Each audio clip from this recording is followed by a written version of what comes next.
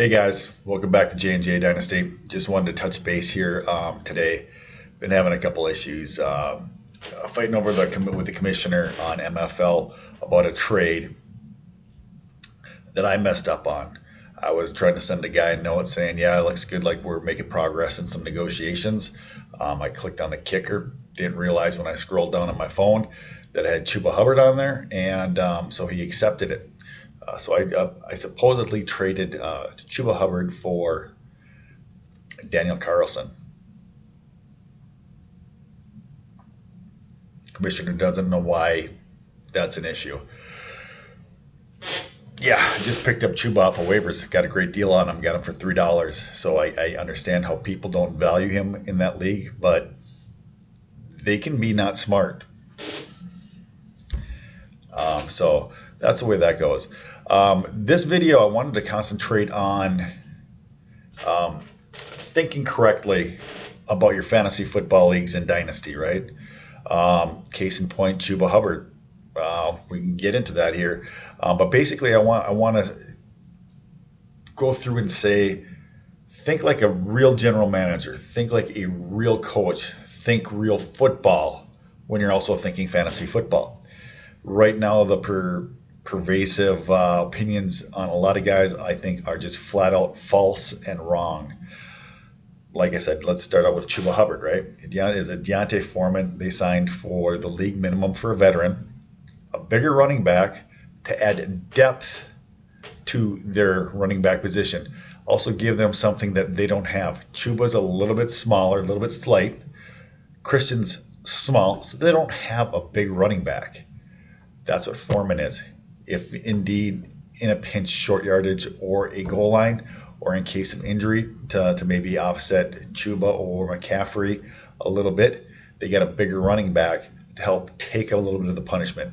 Maybe 4 or 5 carries a game between the 20s, maybe some goal line, maybe some short yardage. But typically, a couple carries between the 20s, maybe a short yardage between the 20s. And that's basically what his role is going to be. I mean, if you think about it like a coaching staff or like a head coach would, that's why you would go out and make a move like that when you've got a young, good running back who did produce, didn't have an offensive line, didn't have receiving help, didn't have quarterback play help in his rookie year. And a lot of times guys take a big step after their rookie year. So another good example or case in point of this would be the Washington situation, right? With Antonio Gibson, McKissick, Robinson. What happened to them last year, 2021? McKissick had to take over a much larger role than they wanted him to. He had to become the third down running back. I know that the head coach said that Gibson was going to take on a much larger role preseason. Well, he was hurt all year. They were just trying to get him through the year. He missed one game, right? Who did they have to back him up? Yeah, that's who. No one. And Jared Patterson, he looked nice in college. He looked nice in preseason games. But he's not going to hold up. He wasn't an answer for that. Hence, you wanted depth in your running back position if you're the Commanders. You wanted to give yourself an option just in case Gordon goes down again, right? So that's what Robinson is there for. He's not there to overtake Gibson. He's not there to take the bulk of the workload away. He's there in case you want to spell him. Maybe 1/3, 25%, 20% of the carries spelled, so he doesn't have to take 25, 30 carries. So if he's injured, you can actually sit him for a game to rest him. You can hopefully have a competent running back. And then J.D. McKissick can pick up the receiving. So that you got to look at things like a general manager in these situations, right? Okay, I'll just go one more time, right? How about the Green Bay wide receiver position? I think it's Romeo Dubes, the late guy, the late round draft pick they got, Christian Watson. Everybody's counting on him to be a big stud. Well, what do we know? We know that Alan Lazard is a great blocker. So we've heard that for 5 years. He's never had a breakout year in the NFL, and he probably never will. Let's see. We know that Cobb is old and Watkins can't beat out a wet paper bag, and he's been on 3 teams in 3 years. So that leaves rookies du jour. And oh, that's right, there's a first year wide receiver on the roster. That's Amari Rodgers. Who do you think is going to wind up getting the opportunity for the bulk of the share of the receiving? I'm not saying that Amari Rodgers is going to be that guy, but if there's anybody to come out of that mess, it's going to be him. My personal opinion is I think there's going to be 5 or 6 guys with 500 to 700 yards receiving. But if Amari Rodgers is one of those guys and he's at 750 or 800 yards receiving and has 6, 8 touchdowns, well, now his value goes to the moon, right? Because everybody's going to expect a bigger year next year with him. So those are the things that people I think forget. They're so interested in what the pundits are saying about guys and positions and who's going to win this. There's a lot of coach speak right now. We're just about ready to head into training camp. This is the end of July of 2022. We don't know which guys are going to get hurt. We don't know which guys are going to come through. I mean, get back to the first example. Is Christian McCaffrey going to make it through a year? Can a guy who had took almost 3 years to recuperate from a torn ACL, can he be an every down running back if McCaffrey even goes down? Well, then that again leaves you Chuba Hubbard.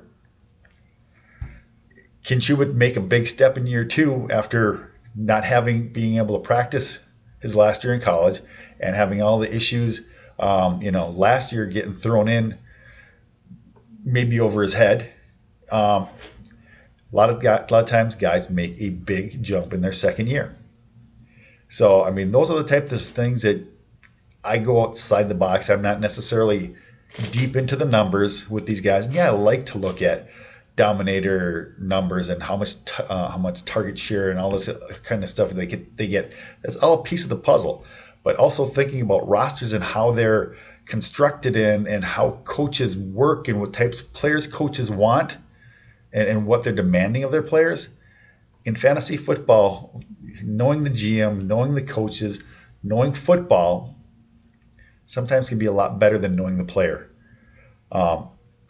There have been many guys over the years that I thought were fantastic prospects for college football to be a pro.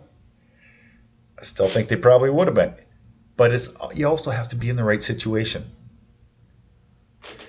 If you're a nose tackle, not a defensive tackle, a nose tackle, and you get drafted by a 4-3 team, not a 3-4 team, your skills are not going to be accentuated to the fullest. And you're never going to be able to be the nose tackle that you want to be or could have been because you're playing the wrong type of defense, right? So that's what I'm looking at, and that's what I'm trying to say here. That's why I do say take everybody's ratings with a big grain of salt because you have to think for yourself, right? So do that. Think for yourself. Have your own rating systems, even if you're adjusting somebody else's, right? When I look at FanPros, KTC, other places with draft calculators I put them in, I know I like this guy more than this guy, more than this guy, more than that guy, right? And some guys I have much less faith in, and some guys I have much more faith in. I don't know why, it's just that way. It's my eye test.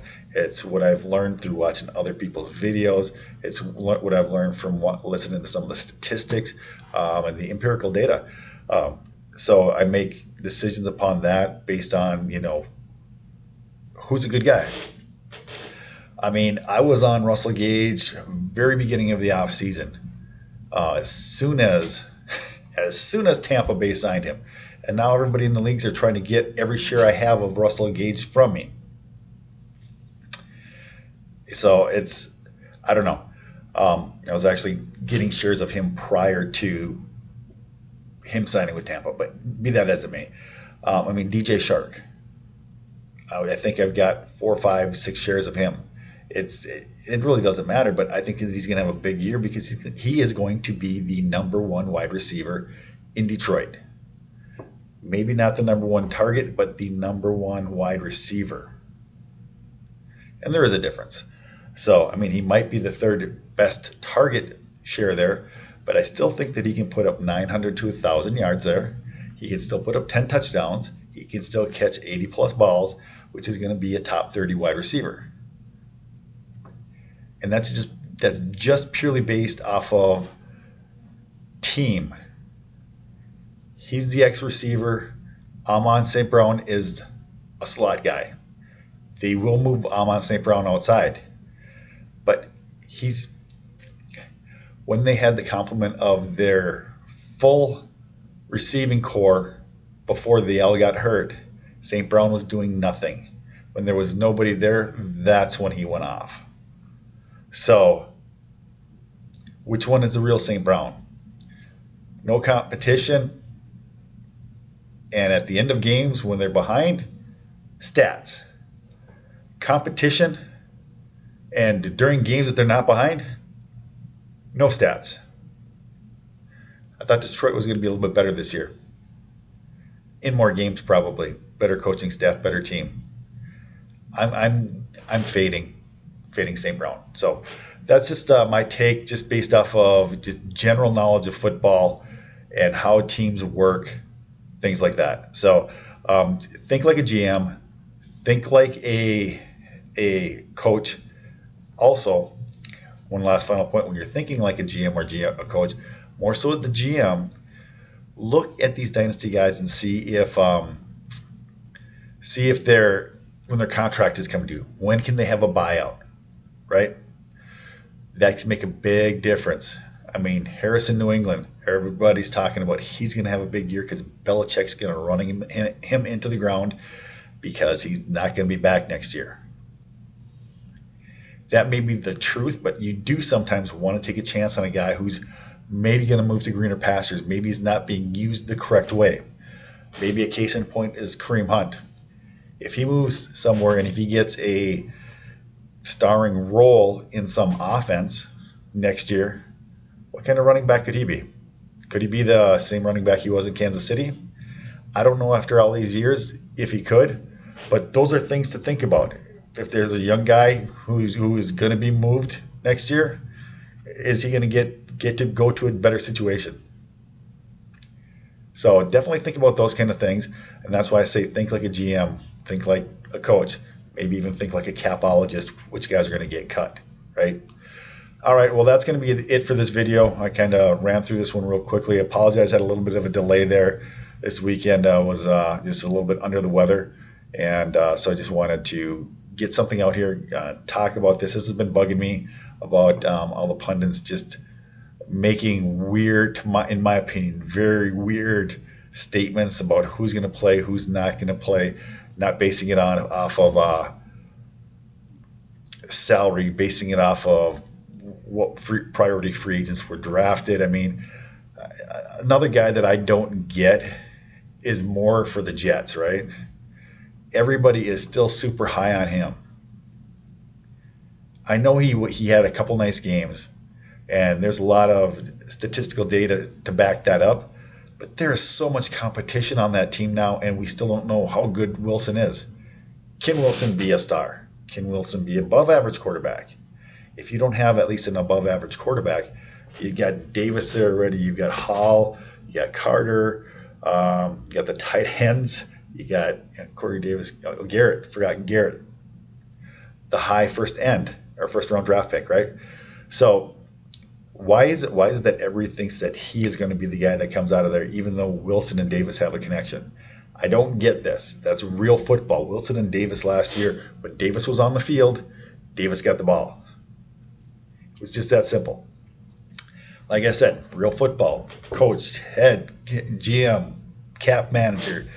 Think about those things when you're making your trades. Think about those things when you're drafting guys for Dynasty. All right? We'll end this video here. I will hopefully be talking at you soon. We'll get this one in the books, and we'll make another one soon. Until then, J&J Dynasty out.